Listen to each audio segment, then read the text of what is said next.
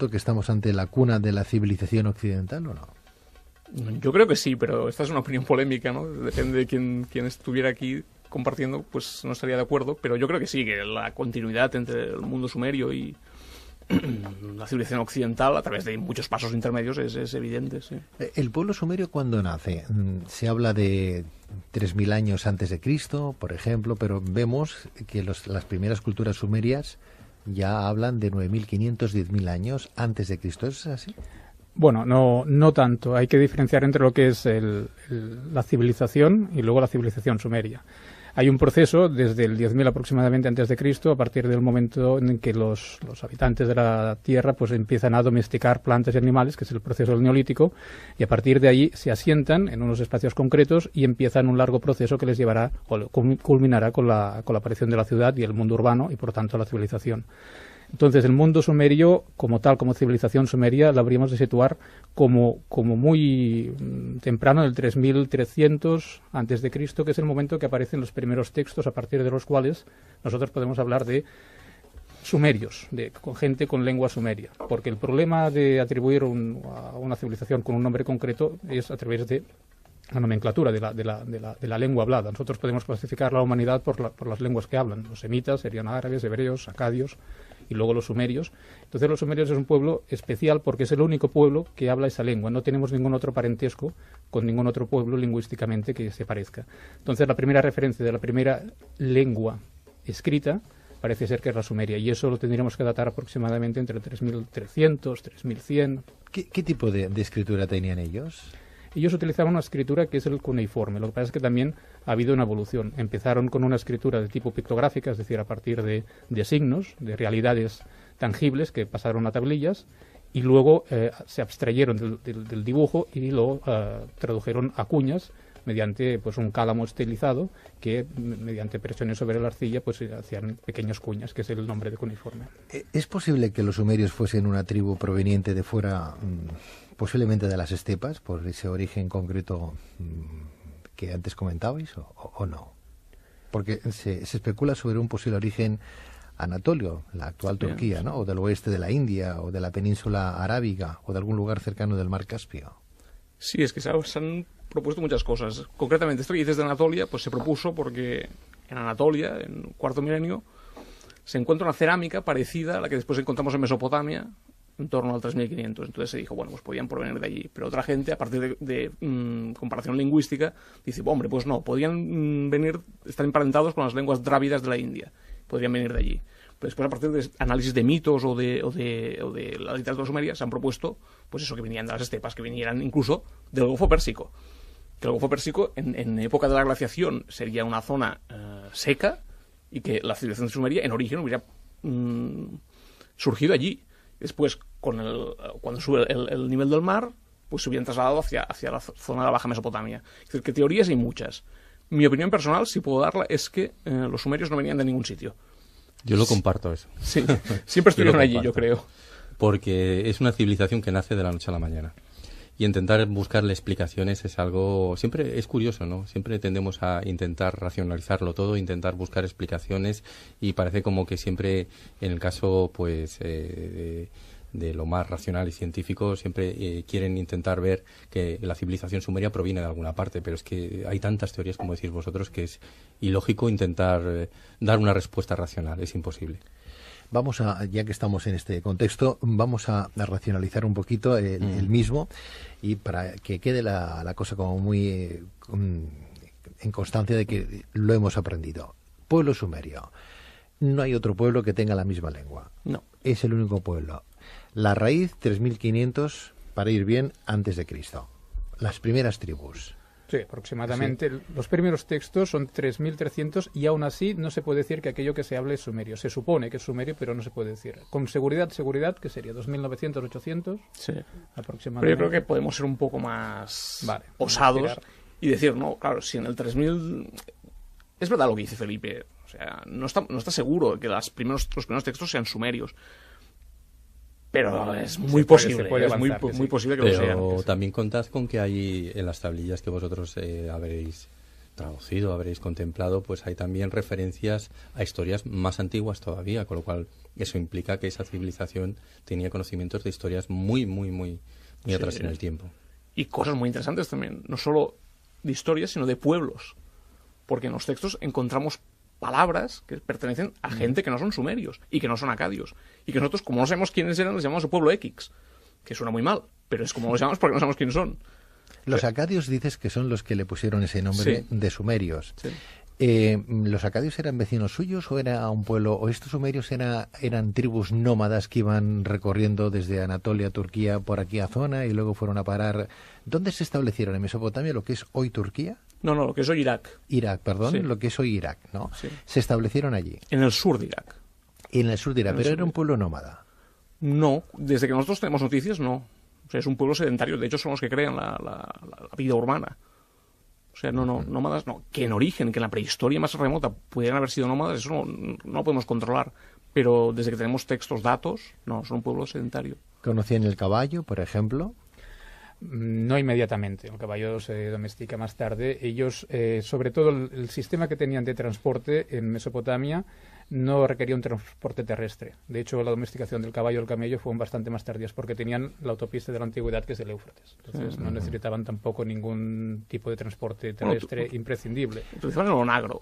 Un agro salvaje, sí. Porque los carros de guerra sumerios están tirados por onagros, que es el asno salvaje. Uh-huh. Está claro que cuando se habla de Egipto, por ejemplo, y más en esas épocas, se habla de que iban con carros. No iban con carros, iban como con trineos, porque aquello hay que recordar que estaba lleno de arena, ¿no? En Egipto pasaba 3/4 de lo mismo en Mesopotamia en aquella época. No, tenemos representaciones de carros con ruedas macizas, no son ruedas de radio, es rueda maciza, de 4 o 2 ruedas, depende del modelo, pero no utilizaban el carro de guerra ya desde muy antiguo. ¿Eran guerreros los sumerios? Lo tendrían que haber sido, sí. De hecho, uno de los primeros textos, ya primeras narraciones que tenemos, narra los enfrentamientos entre ellos mismos por controles territoriales, de fronteras territoriales. Por ejemplo, entre Uma y Lagash, por ejemplo, es una batalla que dura 2 siglos y que, bueno, claro, evidentemente eran guerreros, no como los asirios, digamos, que lo eran ya para crear un gran imperio, sino más que nada por una defensa natural de su territorio entre ellos mismos. Los primeros, entre comillas, y permitirme la expresión, los primeros musulmanes de la época y de la zona, ¿Musulmanes? No. permitirme la expresión, iban Refiriéndose a... ataviados a de la raza, misma ¿no? manera, a raza. Vale. No, claro, no podían ser porque no... No, por eso no entendía el concepto. Estamos hablando de, claro, imagínate, ¿no? Pero no sé si me entendéis la forma. Yo lo que quiero es ilustrar un poquito el tema. A ver... ¿Iban vestidos como los que ahora viven No. en esas zonas, no? No, las representaciones que nos han llegado, por ejemplo, tanto a nivel de relieves como a nivel de estatuaria, que son pocas porque tampoco tenemos muchos, pero ellos iban ataviados de medio cuerpo hacia cintura hacia abajo, con una especie de falda de lana. Luego también las mujeres, lógicamente, hasta arriba, con unos vestidos de tirantes, vestidos de volantes, pero para nada... Las mujeres no iban tapadas ni nada parecido. No, hay representaciones de diosas tapadas, pero no es una cosa que sea sine qua non. Quiero decir, tampoco conocemos tanto la sociedad ni la estatuaria o la decoración de aquella época, pero no creo que tenga ningún parecido. Lo digo por la zona, Irak, Pero Irán... hay cosas interesantes. No tanto los sumerios, pero época posterior sabemos que sí. Porque, por ejemplo, el código de Hammurabi nos lo dice, ¿no? Que ya no es sumerio, es verdad, ya estamos ya en el periodo babilónico, paleobabilónico. Pero nos dice que las mujeres casadas han de ir con la cabeza cubierta. Las prostitutas son las únicas que pueden ir, que han de ir, de hecho, obligadas con la cabeza descubierta. A eso yo iba, Sí. porque la zona, de alguna manera, hoy la conocemos como pueblo árabe, pueblo musulmán, ¿no? En el 80% de su población. Sí, pero es que ya sé que es una similitud, pero es que, claro, los musulmanes llegan en el siglo VI después de Cristo. Estamos hablando Pero estamos hablando de la misma zona. Sí, bueno, Lo que pero pasa con es que miles de años de diferencia. Sí, lo que pasa es que los semitas sí que tenían ya esta costumbre desde bastante antiguo, ¿no? Claro, pero ya no es sumerios, ya es el mundo Ya semítico. el mundo sí. semita, ya estamos hablando de los hebreos. ¿El pueblo de Sumerio trasciende a otros pueblos? Me explico. ¿Hay un pueblo que siga al pueblo sumerio y que hoy tengan una cierta representación de sus ancestros o no? Naufraga completamente el pueblo sumerio. Desaparece. No teníamos ni idea de que existía, porque nadie ni los autores clásicos, ni la Biblia, nadie dice nada nunca de los sumerios. Los sumerios los descubrimos cuando descubrimos la civilización mesopotámica y las tablillas, pero se había perdido por completo, ¿no? Pero ahí dejadme que diga una cosa nada más, una cosita. Y dos, una las que pequeña quieras. intervención, porque vosotros sois los que más sabéis al respecto. Sí que la Biblia, tal como la conocemos, tiene un montón de historias que son, yo no diría paralelas, diría en todo caso copiadas directamente de los sumerios, como es, por ejemplo, el caso del diluvio, por poner un ejemplo concreto, ¿no? Sí, pero no conocían ya los sumerios. Los sumerios, en la época esa que tú dices que se copian. No lo conocían. Pero conocían claro, sus historias, eso sí. Conocían eso sí. las historias que les podían haber llegado a través de acadios, asirios, babilonios. Exacto, sí. Pero claro, de alguna manera lo han tenido que heredar. Sí, ¿Entendéis pero lo que quiero decir? de forma inconsciente. Ellos sí que adoptan la historia, pero no saben quién la creó. Porque claro, cuando la Biblia se pone por escrito, es que los sumerios hacen miles de años ya que han desaparecido. De hecho, los sumerios desaparecen, ¿no? La lengua sumeria probablemente... Eso, las teorías varían, ¿no? Pero es posible que en el 2400 ya no se hable sumerio antes de Cristo.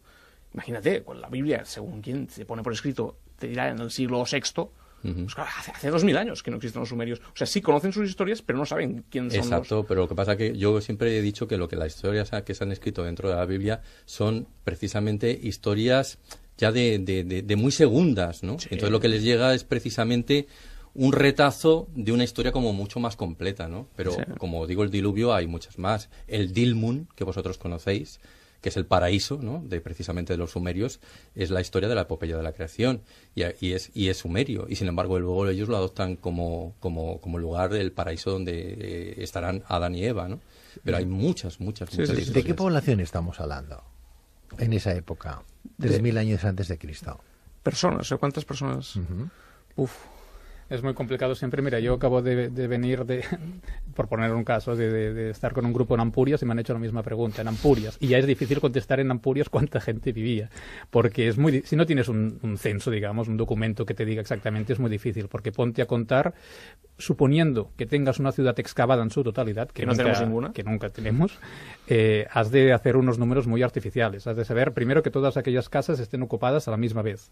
Luego hacer un cálculo de cuánta gente más o menos puede vivir por casa y multiplicarlo, cosa que es muy difícil. Por tanto, doctor David Ruy, comentó que en Egipto en aquella época más o menos se puede saber que había 1 millón de personas en todo Egipto.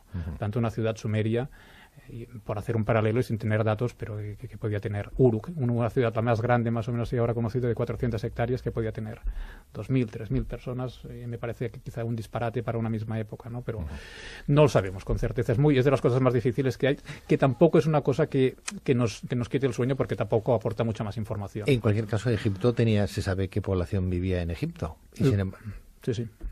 O hacia 1 millón de personas aproximadamente. Y sin embargo los sumerios no tuvieron ningún tipo de relación con los egipcios, ¿no? Sí. A ver, tampoco no hay un vínculo directo que digas que unos influenciaron sobre los otros, pero sí que tenían relaciones comerciales, influencias culturales, sí que las hubo. ¿Los egipcios aprendieron de los sumerios entonces? No, es decir, las civilizaciones sumerias y egipcias son contemporáneas, paralelas, nacen de fenómenos diferentes, con objetivos diferentes, pero con un contacto, pero sin influencias ni aprendizaje de la una sobre la otra. No lo necesitan porque cada uno ya es bastante espabilado. Antes Carlos Mesa hablaba de ese gran diluvio, de esa epopeya de Atracasis, no sé si lo he pronunciado bien, ¿verdad? O el poema de Gilgamesh, que hacen referencia a ese gran diluvio que aconteció, según los sumerios, en el año 10.928 a.C. ¿Cómo llegan a tener esa relación, a explicar? Y además esa epopeya se puede leer, se puede entender qué es lo que pasó, ¿no? ¿Qué tipo de legado tienen ellos? ¿Escritura? De padre a hijos, de boca a oreja. Ellos tenían esa escritura uniforme, ¿no? Que tú bien decías, ¿no? Pero ¿ya la conocían esa escritura? ¿Era suya propia o era heredada de?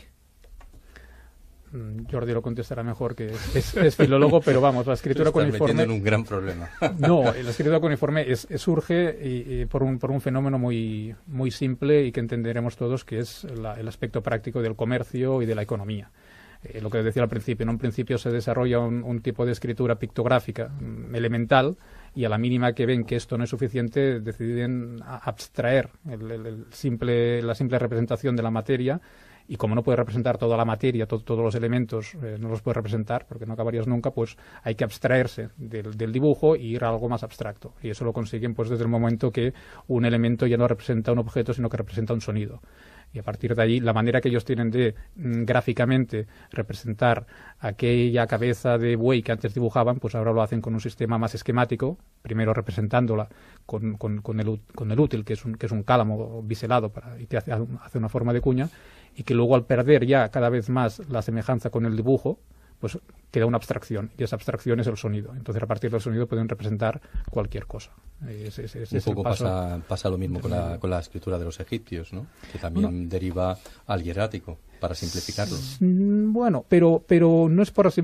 El egipcio, por ejemplo, nace de forma muy diferente, y seguro que lo comentaron Miquel Carceller y David Ruy, que estuvieron aquí. Nace por una necesidad completamente diferente, que es una necesidad mágica. Entonces, la escritura nace desarrollada. No hay un proceso de desarrollo de dibujo a abstracción, nace desarrollada ya. Y el hierático simplemente es una evolución para ir más rápido, pero no como en el caso del sumerio, que es para necesidad, sino que es para ir más rápido. ¿Cómo llegan a leer entonces ellos esa epopeya de Gilgamesh? ¿Quién fue Gilgamesh?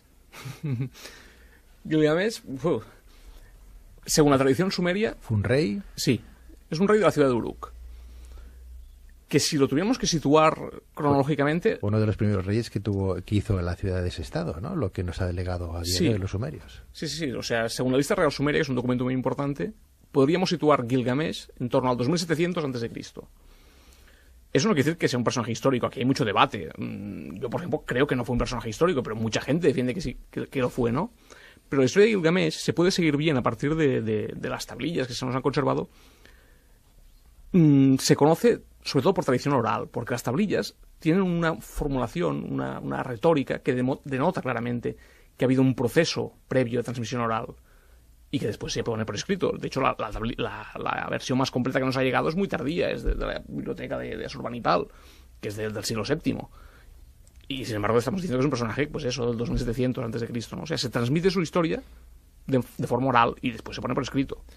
Pero era un rey malo. En principio hay que recordar que era un rey malo y que después los dioses le crean a Enkidu, que precisamente será este ser extraño, peludo y así, que suena como a un ser prehistórico, y que luego le dotarán de inteligencia a través de una prostituta, además, y hará que se convierta en el mejor amigo de Gilgamesh, y a partir de ahí empieza la epopeya del propio Gilgamesh, ¿no? Más que rey malo, era un fanfarrón, era un chulo. Entonces, para bajarle los humos, en parte, se crea esta historia con Enkidu. Le buscan un rival, alguien que esté a su altura, para que le baje los humos. Se habla mucho de esa lista real.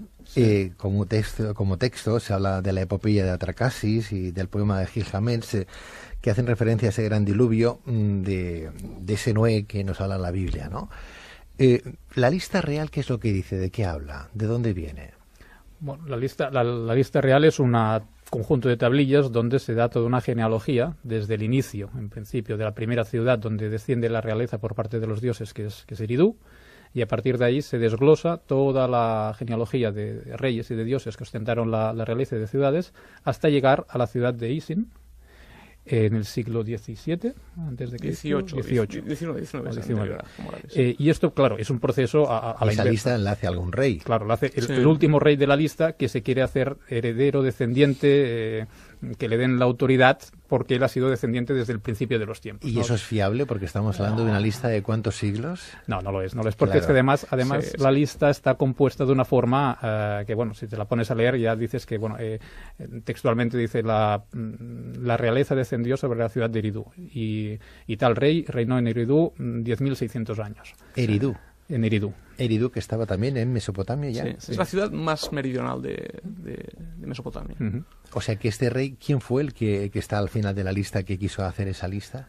Pues no recuerdo. No me recuerdo yo tampoco ahora. Pero estaríamos hablando de un rey que hizo una lista de ¿cuántos siglos atrás? Bueno, se la remontó desde el siglo XIX hasta, antes de Cristo, hasta el siglo, pues, 3100, 3300 antes de Cristo. Lo que pasa es que, claro, no es...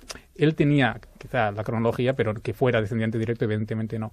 Lo bueno de esta lista, en todo caso, es que vas viendo que poco a poco va matizándose. Desde esta época mítica, prediluvial, precisamente, porque ahí es donde interviene también el diluvio, hay la aparición de las 5 primeras ciudades prediluviales, luego viene el diluvio y luego viene la época postdiluvial. Y en esa época postdiluvial ya es más fiable, digamos. Hablaremos de ese diluvio, el gran diluvio, ¿verdad? Que ellos lo ponen como texto, como epopeya, como poema. ¿Cómo viene? ¿Cómo aparece el gran diluvio? Aparece de muchas formas. En la lista Real Sumeria aparece simplemente como una línea. O sea, dice, la historia es así, y entonces hay una cesura provocada por el diluvio. Pero después tenemos desarrollo, por ejemplo, en la epopeya de Gilgamesh, pues es una tablilla que nos habla del tema este. Después, Atrahasis, pues también lo mismo. Es una epopeya que nos habla del tema del diluvio, que es como un castigo que envían los dioses, curiosamente, porque los hombres hacen demasiado ruido. Molestan. Entonces, ¿qué manera tenemos de eliminarlos? Pues les enviamos el diluvio. Una epopeya es un cuento. Una leyenda, sí. Una leyenda. Sí. ¿Fue una leyenda el diluvio universal, el gran diluvio en esa época? Y una vez discutí con Felipe en una conferencia sobre si fue... Porque no se han encontrado evidencias de un diluvio, ¿no? Bueno, Felipe... Bueno, puede decir algo, que sí. algo hay. Bueno, yo no, decía bully. Sí. No, algo hay, efectivamente. Algo hay. A ver, lo que pasa es que hemos de matizar lo que se entiende por diluvio universal, y ahí vamos a volver a discutir con Jordi, pero hemos de entender, universal no es todo el mundo mundial, es el mundo lo que ellos conocían. Que en aquella época se conocía, que hemos de entender el sur de Mesopotamia, y punto. Y además no sabemos de cuál es el origen de la leyenda en sí, porque esto puesto por escrito es una época, pero oral todavía es otra más antigua. Entonces, sí que hay evidencias arqueológicas en determinadas ciudades de fases de aparición de capas de arcilla limpia, que son los restos de un diluvio, de una gran inundación. Lo que ocurre es que para asegurar que hubo un diluvio universal que anegó toda la zona, tendríamos que encontrar esa misma capa en todas las ciudades de la misma época. Y eso es lo que no ocurre. Hay ciudades que tienen un gran depósito de aluvión, de 2, 3, 4 metros, que supone pues un gran diluvio, otras que lo tienen mucho más pequeñito, otras que no lo tienen. Por tanto, no se puede hablar en general de un gran diluvio. Pero sí que se puede hablar de que los diluvios eran un fenómeno frecuente, que teniendo en cuenta cómo se construía en aquella época, que eran casas de barro, o en el sur de Mesopotamia, que eran marismas y que eran solo troncos de cañas de palmeras o poca cosa más, pues claro, cualquier pequeña elevación del agua les anegaba todo. Entonces, de ahí, y repitiendo una y otra vez con más o menos intensidad, puede surgir un mito. O sea que el gran diluvio de la Biblia no fue en todo el mundo, sino fue exactamente un diluvio importante en Mesopotamia. Es que yo de diluvio no me gusta nada. Inundación, una gran inundación. Una inundación. Sí. Es que de hecho un diluvio implica agua que cae, y ahí pues difícilmente sea los depósitos que hay aluviales no son de agua que ha caído, sino que es del río que se eleva. Por tanto, no es tanto un diluvio en el sentido de una lluvia torrencial, sino evidentemente de una inundación. En el mito de Gilgamesh, ese rey, ¿verdad?, que antes comentabais, datado en el siglo XXI y XX antes de Cristo, hace referencia a un personaje llamado Uta-Napisti, un individuo con claras similitudes con el Noé descrito en la Biblia. ¿Podemos considerar la posibilidad de que Noé en realidad fuera sumerio? ¿Cómo lo veis? Porque según un reciente reportaje de la BBC británica titulado El Arca de Noé, la verdadera historia, los judíos exiliados en Babilonia debieron escribir el mito de Noé en el siglo VI a.C., inspirados en las leyendas y mitos babilónicos, ¿no? Con lo cual, la pregunta está clara. ¿Ese Noé fue sumerio? La historia que se recoge en el libro de Génesis está basada en la historia de las historias que corrían por Babilonia, claro. Pero no quiere decir que Noé fuera sumerio. Quiere decir que cuando se crea el personaje de Noé, se utiliza una historia de origen sumerio. Noé no existió, si me permitís la expresión. No, totalmente de acuerdo. Sí, Entonces lo que se hace es se crea la historia a partir de tomar un tema mesopotámico. Y es verdad, estoy de acuerdo con lo que dice. No lo dice la BBC, esto se dice desde siempre, ¿no? Con el exilio de los judíos a Babilonia, claro, ellos empiezan a conocer todas esas historias. De hecho, el nacimiento de Moisés es calcado al nacimiento de Sargón, porque conocen las historias y las aplican cuando ellos ponen por escrito la Biblia. Es curioso porque de esa zona aparece no solamente cuando hablamos de la Biblia, hay doctores que nos hablan y nos dicen que los 5 libros fueron de alguna manera una copia, la propia Biblia, el Antiguo Testamento, una copia de antiguos textos egipcios, ¿verdad? Atlántida 1, Atlántida 2, Setne 1, etcétera. Tratados egipcios de hacía 3.000 años, incluso antes del nacimiento de Cristo. Estaríamos hablando de la misma zona. si leemos cosas judías, hablamos también de la misma zona con la misma gente. Por eso yo antes os decía, y quería buscar un poco el paralelismo de cómo iban vestidos, aunque ya sabemos que hasta que no apareció Mahoma, que fue mucho más tardío, ¿verdad? Mucho más tarde que el nacimiento de Cristo, no se conocía el pueblo musulmán, ni mucho menos, ¿no? Ni tan siquiera la cultura ni la religión, pero ya que todo acontece más o menos en esa zona, la crística, la judía y la musulmana, pues hombre, de alguna manera tienen que beber todas de la misma fuente, ¿no? Con lo cual, uno lee algún texto judío y aparece de la zona. Parece que vengan del pueblo sumerio. Uno lee cosas escritas de los egipcios y vienen también de los pueblos sumerios o de esa relación egipcia. Habla o lee cosas de Jesús y parece que son textos copiados o calcados de la tríada egipcia, que también podía hablar de ese diluvio sumerio en el diluvio universal que aparece en la Biblia, con lo cual estamos sin movernos de la misma zona, más o menos, y hay al menos 3 religiones que comulgan con esos ancestros. Incluso, a eso me refería yo anteriormente. Incluso la historia de Adán y Eva también es sumeria. De hecho, hay una palabra, ahora no recuerdo cuáles fueron los equivalentes sumerios, pero hay una palabra que luego fue adoptada precisamente, mal traducida, digo yo, mal traducida precisamente por los hebreos, que es ti, que significa costilla, como vosotros sabéis, ¿no? Y que precisamente de la costilla de Eva es donde aparecerá la simiente que da. Pero lo que pasa es que esa es una mala traducción, como digo yo, porque ti también se puede traducir por lo que da vida. Por lo tanto, fijaos qué paralelismos hay y de dónde sacan todas estas historias precisamente los hebreos, adaptándolas a su manera, ¿no? Bueno, dicen que nuestra raza, la raza mundial del mundo, permíteme la expresión, blanca, cobriza, amarilla, todos venimos del mismo pueblo, del pueblo etíope. De ahí nació la raza humana y se fue extendiendo, con lo cual... Bueno, claro, todos salimos de África, eso es indudable. Eso es así. No, lo que me quería comentar es que sí que es verdad que cuando tú te mueves por la zona de Oriente, cuando te mueves me refiero a que estudias la zona, Oriente, Egipto, todo tiene un aire muy familiar. Lo que ocurre también es que hay que saber organizar un poco las cosas, ordenarlas por cronologías, por zonas, por épocas, saber qué es lo que influencia qué y sobre qué está influenciado. Lógicamente, el pueblo judío es de los más tardíos de estos que estamos hablando, por tanto, beben de todas las fuentes. Pero hay que saber, bueno, pues por eso que los sumerios, los egipcios están en el cuarto milenio, en un sitio y en el otro, que se conocen, se más o menos intercambian, pero evolucionan por su camino. Los egipcios, de hecho, no salen de Egipto de una forma contundente hasta la dinastía 18, cuando crean su primer imperio. Sí que antes tienen relación con el Levante, con Biblos, con la zona de la costa libanesa y indirectamente también con el mundo sumerio, pero su máxima expansión es a partir de la dinastía 18 hacia adelante. A mí lo que me choca, Felipe, que está muy claro que lo que estáis apuntando, ¿no? Pero que, por ejemplo, en textos antiguos, como la propia religión católica nos apunta, la propia Biblia, ¿verdad?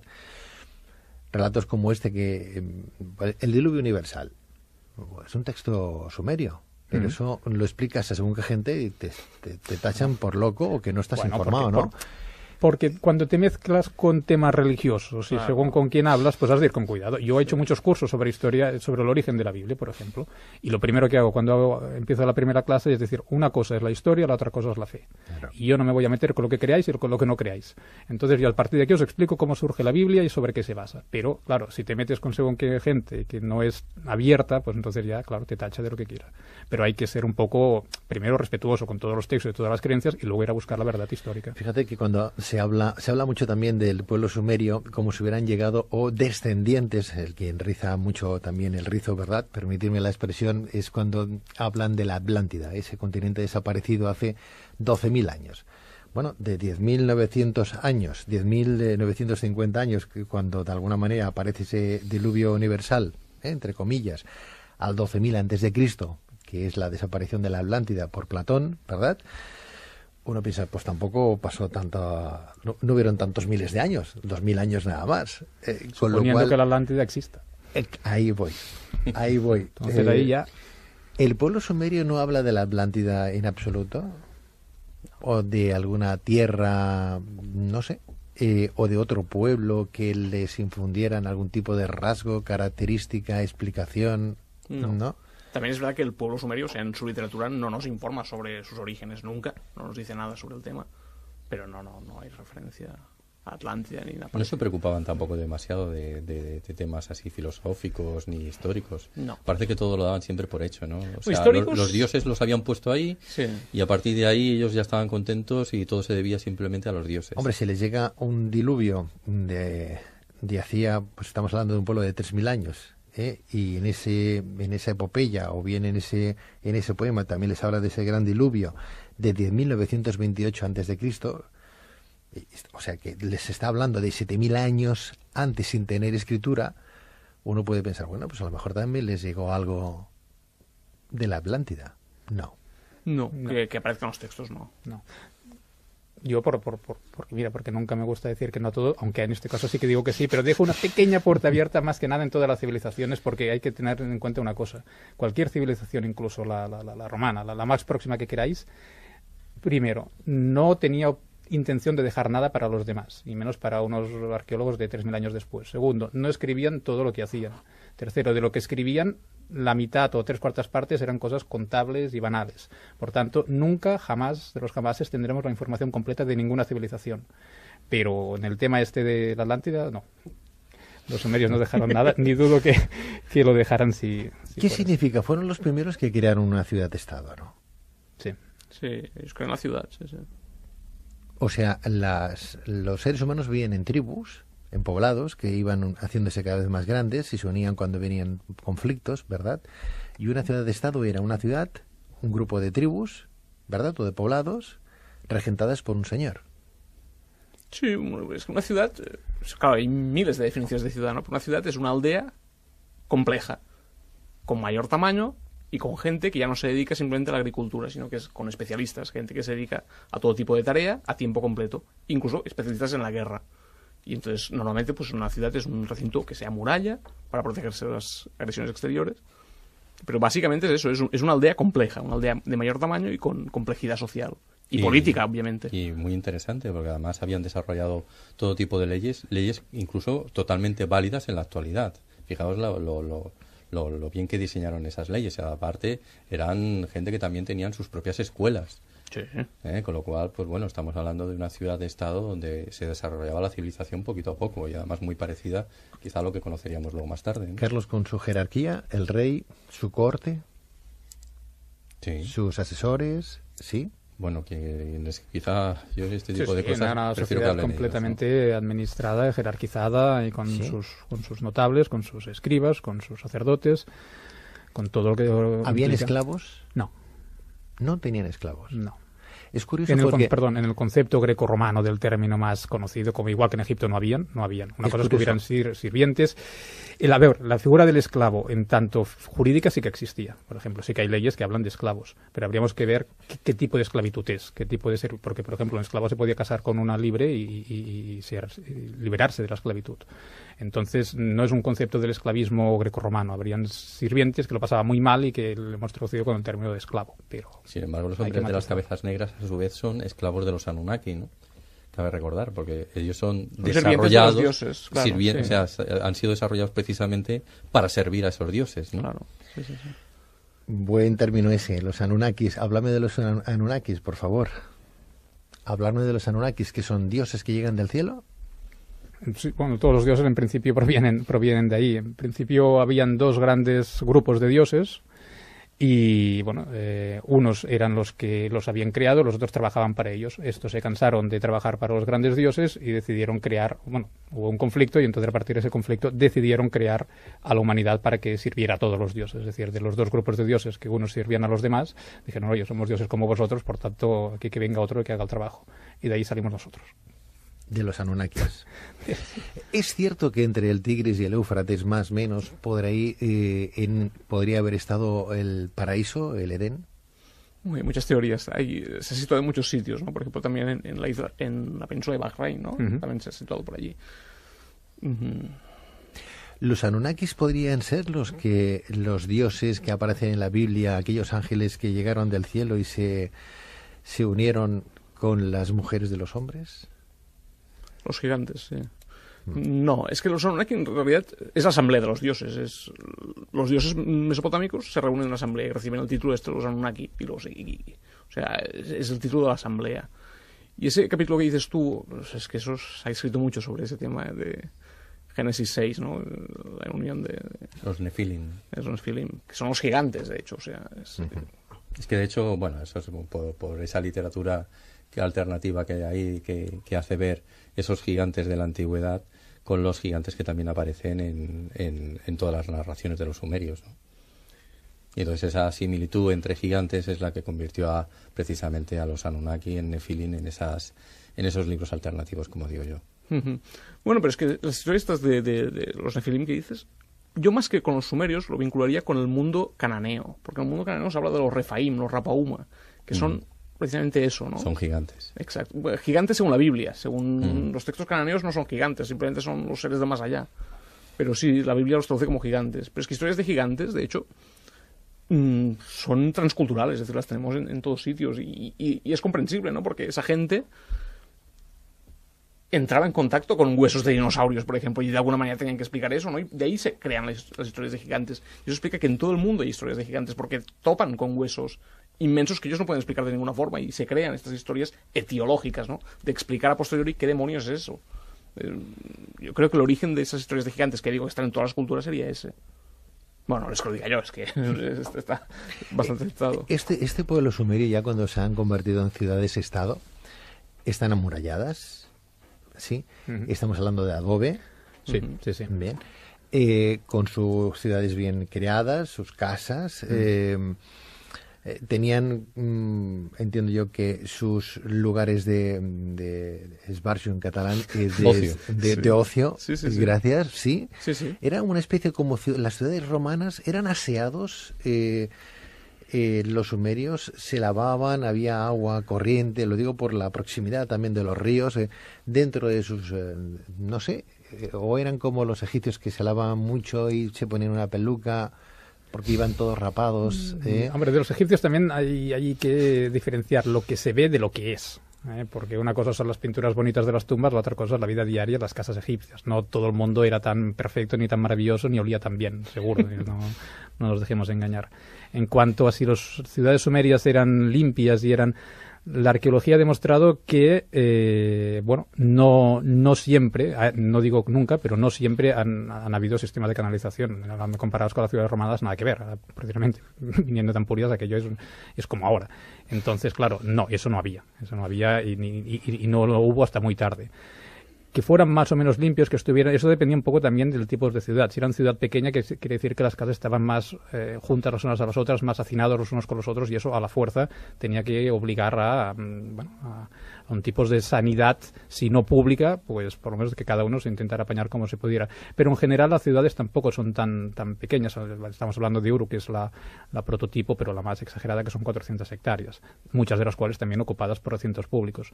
Pero arqueológicamente no podríamos decir que fueran ciudades, sí que están urbanizadas, pero tampoco podemos pensar en un modelo hipodámico perfecto, irregular, ni mucho menos.